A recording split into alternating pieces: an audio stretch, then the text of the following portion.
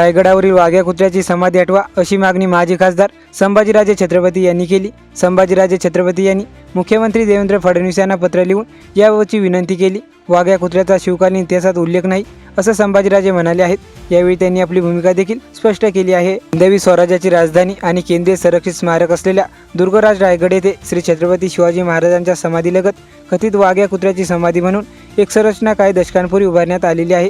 सदर वाघ्या कुत्रा नामक पात्राचा आणि शिवकालीन इतिहासात कोणत्याही प्रकारचा उल्लेख अथवा संदर्भ मिळत नाही। भारतीय पुरातत्व विभागाने देखील सदर समाधी संरचना आणि वाघ्या कुत्र्याचे ऐतिहासिक महत्त्व याबाबत त्यांच्याकडे कोणती ऐतिहासिक माहिती आणि पुरावे उपलब्ध नसल्याची माहिती दिलेली आहे असं संभाजीराजे यांनी म्हटलं आहे। समस्त भारतवासियांचे श्रद्धास्थान असणाऱ्या श्री छत्रपती शिवाजी महाराजांच्या समाधीलगत एका कपोलकलिप्त कुत्र्याची समाधी व पुतळा उभारणे हे महाराष्ट्राचे दुर्दैव्य, श्रद्धेची कुचेष्टा व महान युगप्रवर्तक श्री छत्रपती शिवाजी महाराजांची गृह प्रतारणा आहे अशी भावना संभाजीराजे छत्रपती यांनी व्यक्त केली।